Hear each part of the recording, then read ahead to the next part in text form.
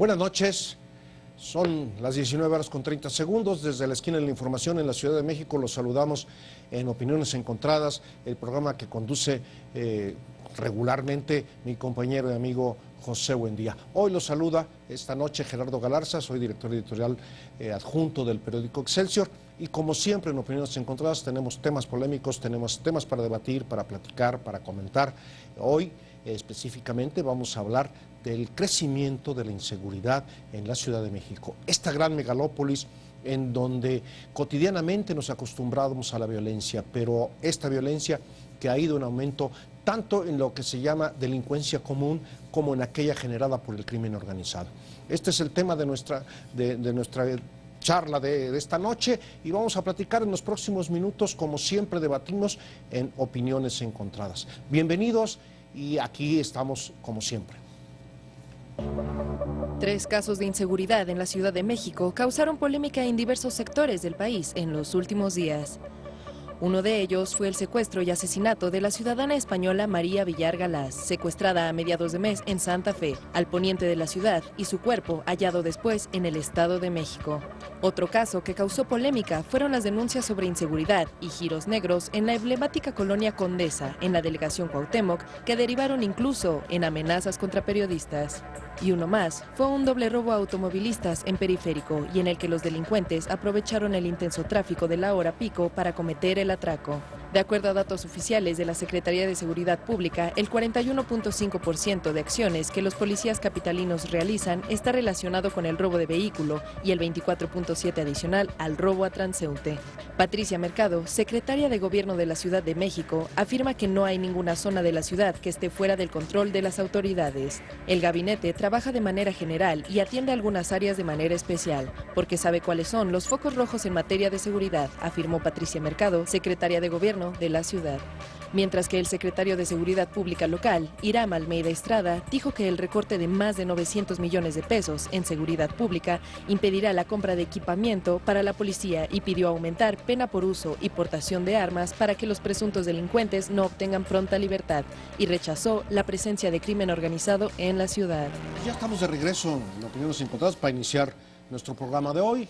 Ya, como lo habíamos anunciado, hoy vamos a tratar un asunto que nos interesa a muchos, no solo a los que vivimos en esta gran capital que es la Ciudad de México, una urbe enorme que incluye no solamente a la Ciudad de México, sino a otros 17 municipios del Estado de México. Está con nosotros para esta noche para debatir, para platicar, el maestro Uriel Tirado, que es coordinador del Diplomado en Seguridad Nacional y Democracia en México en la Universidad Iberoamericana, y el doctor Carlos Arturo Chávez Nieto, especialista también en seguridad, y vamos a platicar sobre ello. Es evidente, decíamos hace rato, que son dos tipos de criminalidades generalmente, muy en lo general, aquella que es la delincuencia común y otra que genera esta inseguridad, las acciones del crimen organizado. Hoy ambas en la Ciudad de México, quien lee periódicos, quien está expuesto a los medios de información, sabe que en las semanas recientes, en los días recientes, se ha incrementado, incluso con dramas familiares como el que conocimos esta mañana del asesinato de un cineasta y su esposa por parte de su hijo y la novia de este muchacho. Son cosas diferentes, por supuesto, pero que nos preocupan en todo. No es lo mismo ese asesinato que los crímenes que comete la delincuencia organizada por luchar por territorios y demás. Y están dos especialistas aquí para hablar de eso. ¿Cómo podemos interpretar en un principio, así en términos muy generales, se los planteo a los dos, este incremento de la seguridad? El gobierno capitalino, a través de su secretaria de Gobierno, dice que no hay zonas perdidas por el gobierno ante la acción de la criminalidad. Vamos con ello. Rubiel, bueno, empecemos con eso. Empezando también por el hecho de que estamos en una situación, según los datos duros, como suelen decir los especialistas, si comparamos los 4 años, un periodo similar al que llevamos ahorita de gobierno de esta administración, llevamos como hasta julio de este año 3.578 homicidios dolosos por segmentar una tipología, y en el periodo de entre 2006 y 2010 había, y el año completo, 2010, 3.634 homicidios dolosos. Es decir, prácticamente llevamos, aún no terminamos este año y ya prácticamente estamos en la misma cifra, ¿sí? Un 98%. Entonces, vamos a terminar, evidentemente, pues más arriba de un periodo similar en el gobierno anterior.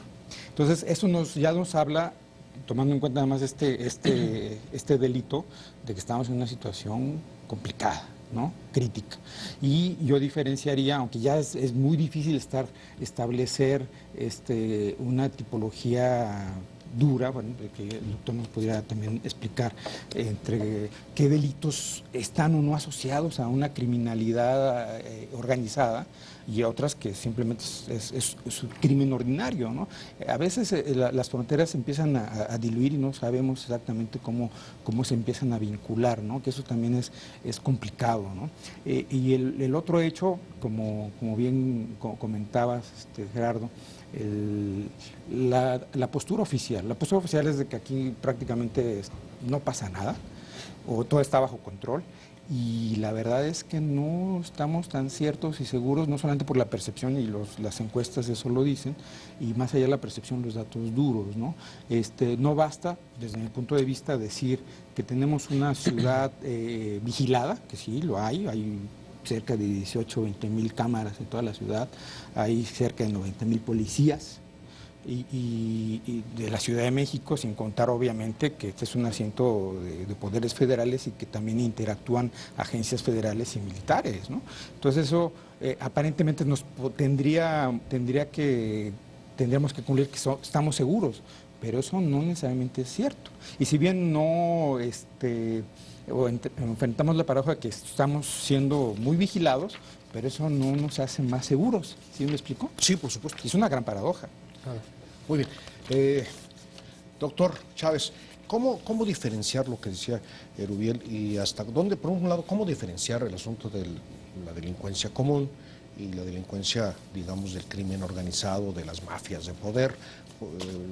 Usado el término en términos delincuenciales, no en términos políticos, para que no se vaya a confundir este asunto, porque por supuesto de repente nosotros pensamos que el que te saquen la cartera en el metro pues no tiene nada que ver con el crimen organizado, pero efectivamente Erubiel tiene razón en el sentido de que de repente no sabes si ese carterista está ya controlado por un grupo organizado. ¿Cómo diferenciarlo? Y segundo, la vigilancia no implica seguridad, lamentablemente, en la Ciudad de México. Así a cifras rápidas, tenemos un policía por cada 100 habitantes y tomamos la cifra de 8 o 9 millones de la Ciudad de México, sin contar la zona conurbada. ¿Es suficiente?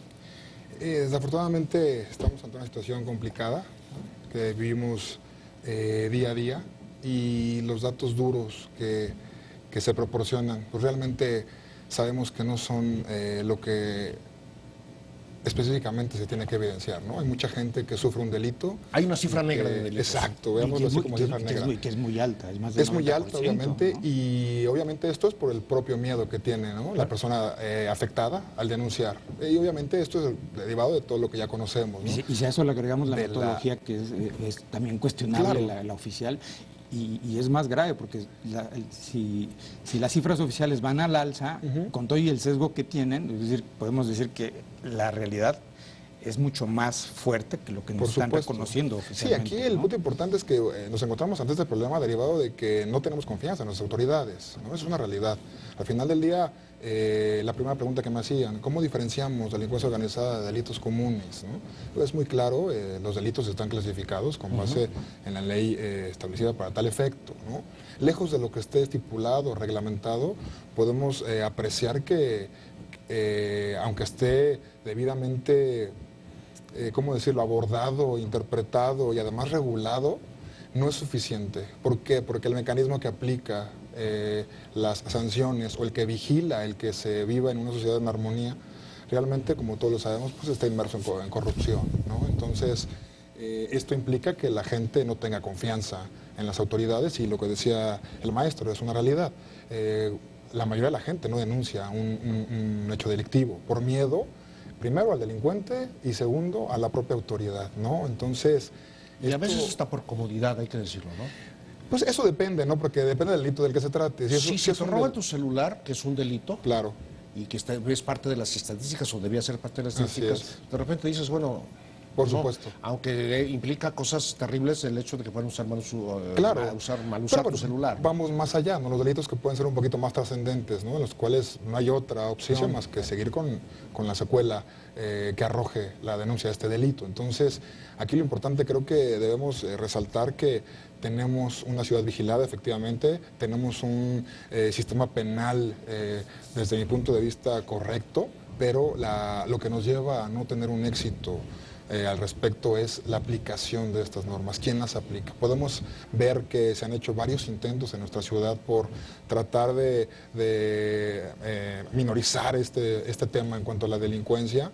Lo vemos en el propio metro, ¿no? Con los programas que ha sacado el gobierno del Distrito Federal, separando a las mujeres de los hombres, destinando vagones en específico para diferenciar géneros, tratando de abatir el que existan este tipo de delitos que comúnmente se ven en el metro, ¿no?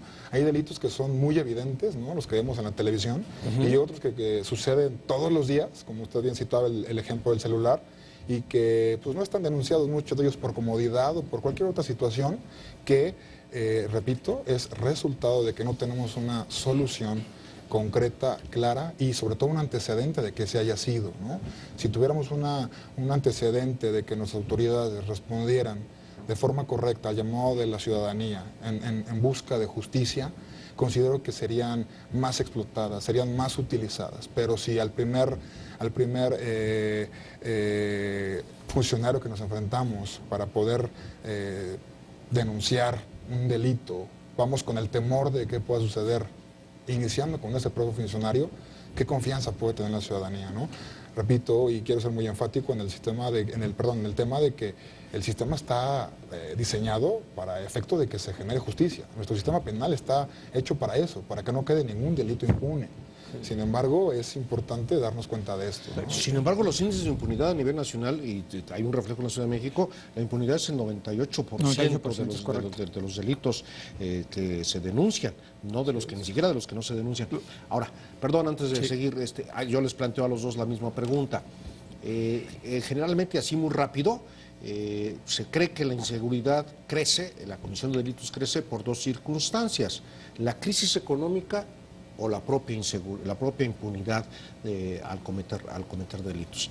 ¿Hay otros factores que inciden además de estos? ¿Y cuál de los dos realmente es lo que incide en el aumento en la inseguridad? Bueno, digo, esto, aunque se insiste mucho, siempre hay que remarcarlo. Las causas son multifactoriales y no podemos establecer una relación causal unitaria, ¿no? Y al menos, digo, lo mencionaba el doctor muy bien. Por un lado, la cuestión de que nuestro conocimiento de la dimensión es no real o hay un sesgo y hay grandes discusiones al respecto tanto en la academia como en las instituciones y el ejemplo más claro, por ejemplo, es la cuestión del secuestro, ¿no? El secuestro que además con algunas cuestiones que podrían ser yo no sé, que podrían ser tan peregrinas de cómo definirlo legalmente, porque hay que recordar el drama de hace 2 semanas con la ciudadana española, ¿sí? Fue ese, ¿no? Es decir, es que no sabemos si era un secuestro o un secuestro express o iba a ser extorsión, ¿no? Cuando las autoridades están acostumbradas simplemente a reaccionar, ¿no? Y cuando la gente dice, es que creo que lo secuestraron, entonces nos vamos a esperar 48 horas para ver si en efecto es un secuestro y si le piden rescate. Y eso cuando lo denuncian, porque ese es el otro punto, ¿no? En materia de secuestro, por ejemplo, tenemos, según la cifra oficial de la Comisión Nacional de Seguridad Pública, el 1.2% de denuncias que podemos contrastar con lo que se dice en la encuesta de victimología del INEGI, que por el hecho de que son anónimas nos dan un reflejo de la gente que está sufriendo el crimen, ¿no? Y en materia de secuestro, podríamos contrastar ese 1.2% de lo que se denuncia con lo que no se denuncia, y hay secuestros y la tasa es del 98.2%, ¿no? Entonces ya de entrada tenemos ahí una cuestión muy concreta de cómo es que se está respondiendo o no se está respondiendo. Y digo, volviendo a la pregunta, Gerardo, en efecto, puede estar el factor económico, pero también está el factor de la impunidad. Cuando tenemos altos niveles de impunidad y de las posibilidades de salirnos con la nuestra si queremos ser malos, pues obviamente hay incentivos para ser malos. Esa es la impunidad, ¿no? Salirnos con la nuestra. En un minuto, que vamos antes de un corte, ¿qué significa la impunidad? Es decir, ya lo dijo Erubiel muy claramente, salirnos con la nuestra. ¿Cómo influye en los ciudadanos? Obviamente eso influye reiterando, ¿no?, lo que hemos comentado, en que si entendemos que queda impune a una gran mayoría de los delitos que se denuncian, ¿con qué confianza, reitero, podemos acudir ante la autoridad a que se nos haga justicia? Y quería agregar un punto en cuanto a los factores que pueden influir en esto, ¿no? Yo creo que un factor también importante puede ser el cultural, ¿no? Y encaminado sobre todo a la educación. Y obviamente por ahí podemos encontrar muchos bemoles. Considero que una sociedad sana, en muchos aspectos, puede empezar en el tema cultural, ¿no? Para empezar a buscar otros horizontes. La cultura de la denuncia, por ejemplo. La cultura de la denuncia, la cultura de la... Empezamos por la propia preparación de la gente. Hay gente que no sabe a dónde tiene que ir a denunciar un delito, ¿no?, el mínimo que sea. Claro. Una cuestión cultural de esa naturaleza, me parece que el gobierno tendrá que estar interesado en que la gente sepa a dónde acudir, sepa qué hacer, ¿no? Y otro factor importante, que ahorita que regresamos, que lo comentamos, que es la complicidad social. Eso es lo que vamos a hablar un poco de la complicidad social también. Hoy estamos tratando un tema que estamos seguros que es del interés de todos nuestros televidentes, no solo de la Ciudad de México, sino también del país, porque la inseguridad no solamente se vive o crece en la Ciudad de México, crece en muchas zonas del país, tiene muchas razones en cada una de las zonas o regiones donde se da, pero es un tema que nos acompañan dos especialistas en este asunto. Está con nosotros el doctor Carlos Arturo Chávez y el maestro Erubiel Tirado, los dos especialistas en seguridad, y estamos platicando de ello a raíz del incremento de, digámoslo así, de acciones delictivas en la Ciudad de México, acciones delictivas,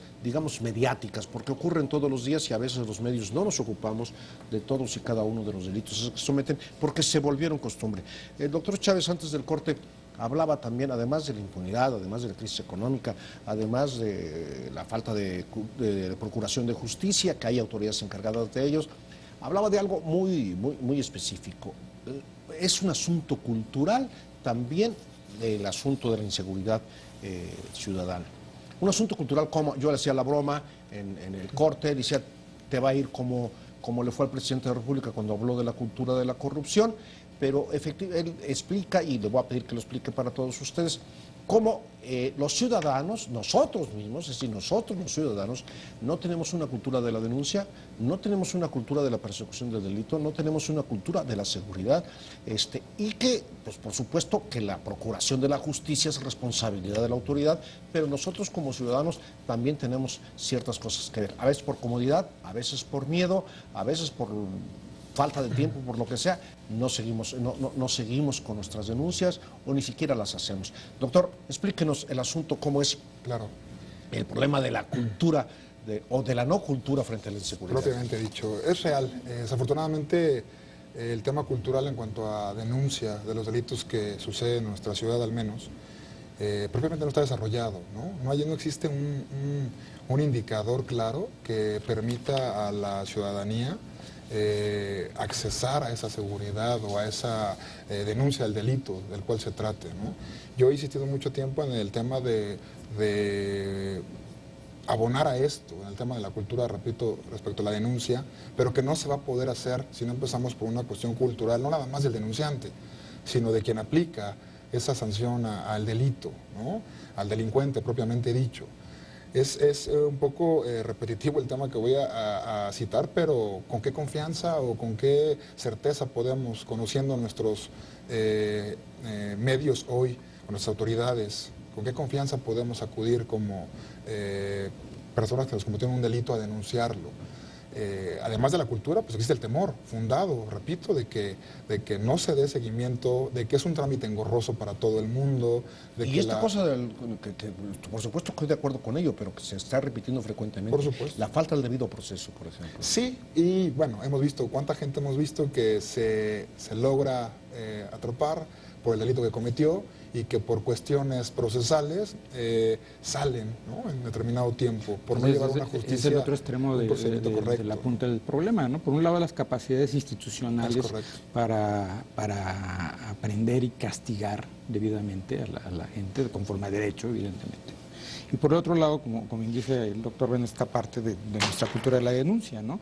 Y es sorprendente cuando nos metemos en el detalle, porque uno diría, pues es mayor la desconfianza. La ENVIPE que dio a conocer apenas la encuesta de victimología de INEGI hace unos días, nos habla de un 16.3% de la gente que pone como motivo por no ir a denunciar la desconfianza en las autoridades.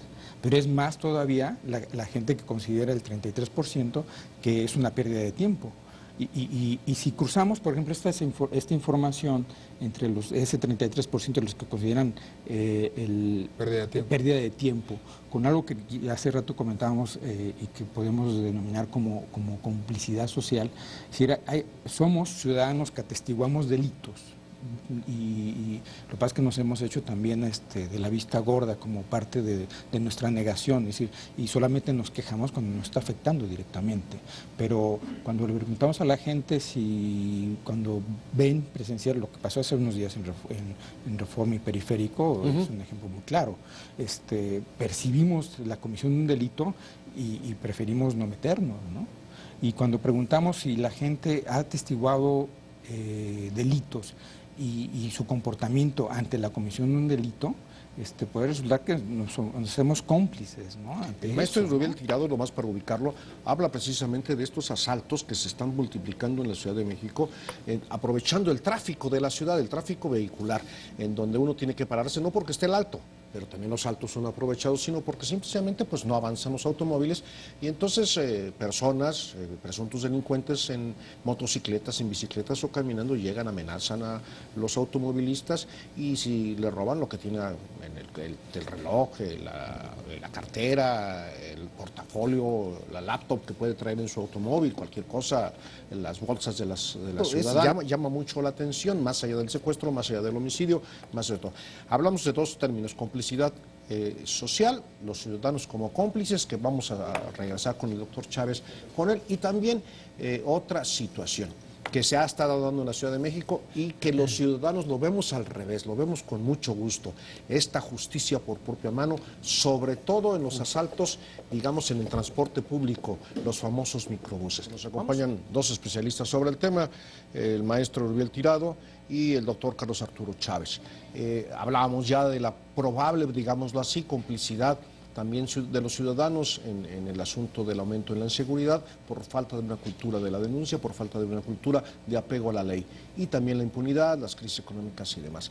Pero también con el aumento de la inseguridad ha surgido esto que en los medios se les llama anónimos justicieros, que en otros lados se les llama autodefensas, en fin, ciudadanos que a veces tienen que ver con las fuerzas policíacas, policías que van en un transporte público que no están uniformados, que no están en turno, o muchas veces militares.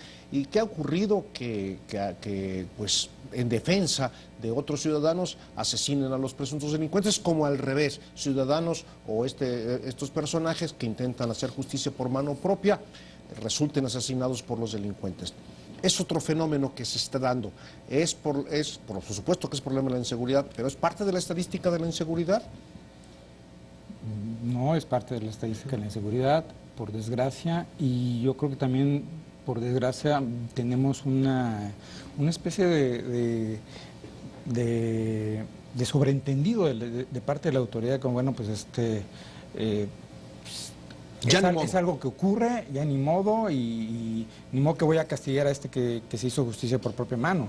No, Aunque la ley establece que... El punto es ese, ¿no? Porque ese es precisamente un germen que crece y se pervierte. Y es bien visto por el resto de la eso está mal. ciudadanía. Digo, voy a extrapolar, obviamente hay marcadas diferencias, pero el ejemplo lo hago para hacerlo grueso y plantear mi punto. El caso de Michoacán con las autodefensas, precisamente una ausencia del Estado, dejar pasar que ustedes hagan el trabajo que le corresponde a las fuerzas de seguridad del Estado, a federales o locales, y ya cuando acaben con ese trabajito, pues entonces ya entro y vemos cómo nos arreglamos. Obviamente estoy simplificando, el desastre de Michoacán, y esto 2 años después no nos dio una solución. Es decir, de entrada, y permítame aquí recordar al maestro Miguel Ángel Granados Chapa, que en algún momento escribió que dice, el Estado no puede combatir la ilegalidad con ilegalidad. Entonces, y el punto es ese, ¿no? Es decir, estas conductas, y yo creo que yéndonos también a la esencia del análisis, también tienen que ver con el hecho de la impunidad. Es decir, sí, me estoy haciendo justicia por mi propia mano y probablemente no me pase nada. Por supuesto. ¿No? Es decir, aquí no es una cuestión si soy el malo que hace bien, entre comillas, o el malo que hace cosas malas, ¿no? Y aquí el punto es que los dos están del mismo lado y el Estado debe tener el cuidado de poner un hasta aquí y aplicar la ley, obviamente, ¿no? Esa es la esencia. Por desgracia, este esquema no es popular, ¿no? Por supuesto. Y desde el punto de vista de las autoridades, bueno, pues es que finalmente están haciendo su trabajo. Y no confundir el asunto de lo que es un arresto civil que está definido en la Constitución, ¿no? Sí, en flagrancia yo, ciudadano, puedo intervenir ante la cuestión de un delito y si puedo someter al delincuente, lo presento ante la autoridad y ya ahí se acaba el asunto. Pero de ahí a que yo sea el que ajusticie al delincuente, pues eso tampoco se vale. Sí, no, obviamente esto es un tema muy interesante porque no justifica al final del día, ¿no? el que hagas justicia por tu propia mano, como lo comentamos en esta mesa. Pero también hay que ser claros en este sentido. Esto es resultado de algo, ¿no? Es resultado de que no tenemos, reitero, instituciones que nos generen seguridad de que podamos estar tranquilos, de que se va a hacer lo que esté al alcance para poder no dejar un delito impune. Obviamente no es justificación el tema de la justicia por propia mano, por supuesto que no. Al final ya la persona que mata en este supuesto pues también está cometiendo un delito. No hay justificación alguna, pero volvamos a lo que toca el maestro. ¿Qué confianza en nuestras instituciones que no han podido dar solución a este grado de índice de delictividad en nuestra ciudad podemos tener? Y esta gente que busca hacer justicia por su propia mano, pues muchas veces lo puede hacer al calor del momento, ¿no? Claro. Porque trae un arma, porque es un policía que va rumbo a su casa, ¿no? O que está fuera de turno, por cualquier situación que probablemente en ese momento se justifique. Sin embargo, legalmente hay muchos matices, si ocurre dentro de tu auto, claro, por supuesto, tu casa y todo pero eso. no dejemos de ver la parte importante, ¿no? ¿Cuál es? Que quien tiene que hacer esta labor no la está haciendo. Eso es un hecho, porque volvamos a lo que comentamos, si me permiten, un breve retroceso en cuanto al tema de capacitación. Y vamos al tema cultural, ¿no? Porque abarca el tema cultural esta situación. Las personas que nos imparten justicia, las personas que ejecutan, los policías que vemos en la calle, propiamente preparados, a los que hemos tenido oportunidad de cruzar palabra con alguno de ellos por cualquier tipo de situación, podemos desprender, sin ser psicólogos ni mucho menos, la preparación que les falta, ¿no? Inclusive hasta el momento muchas veces de extorsionarte, propiamente dicho, ¿no? ¿Qué sucede con esto? ¿Qué piensa la ciudadanía al respecto? ¿Cómo es posible que pueda confiar en una persona como esta, que lejos de mostrarme el camino por el cual debo conducirme cuando cometo una infracción de tránsito, por llamarlo de alguna forma, lo primero que muchas veces sucede, no hay que generalizar porque hay elementos muy buenos, sí, es el buscar de qué forma se ven beneficiados, ¿no?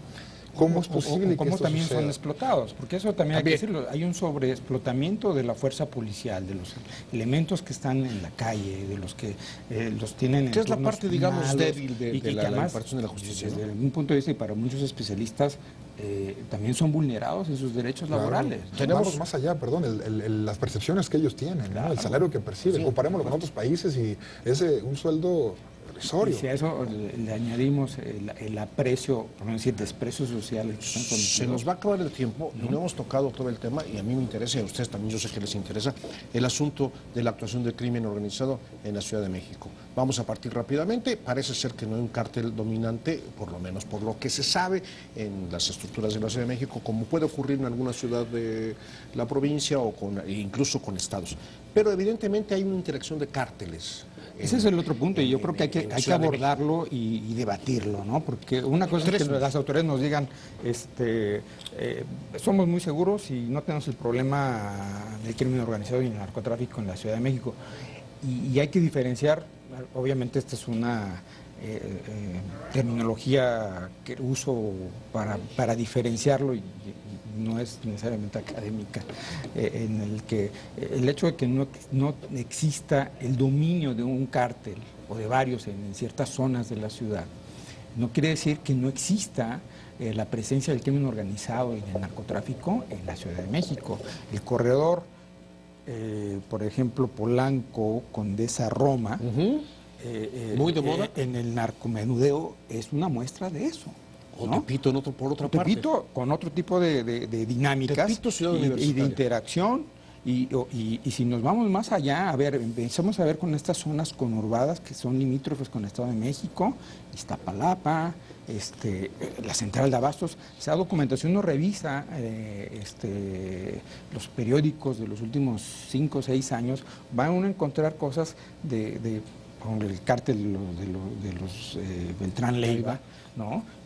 Tenían bodegas en la central de Abastos, y ese era un centro de distribución hacia otras zonas de la ciudad, ¿no? U otros delitos asociados con el crimen organizado, ¿no? En Iztapalapa, ¿Tiene capacidad la autoridad del Instituto Federal, que es la primera instancia para controlar a grupos del crimen organizado, doctor? Realmente, si nos vamos por número de elementos dispuestos para esto, yo considero que no. Realmente no hay una fuerza o un contrapeso real a esta situación, ¿no? Y en este punto es muy importante puntualizar que este tema se encuentra muy focalizado, ¿no? En estados de la República, Guerrero, Tamaulipas, Michoacán, Sinaloa, por ejemplo. Pero en nuestra ciudad evidentemente existe, ¿no? Si no tan focalizado como en estos estados de la República, evidentemente existe el narcomenudeo, el tema del acceso a las drogas, a cualquier droga en nuestra ciudad, y si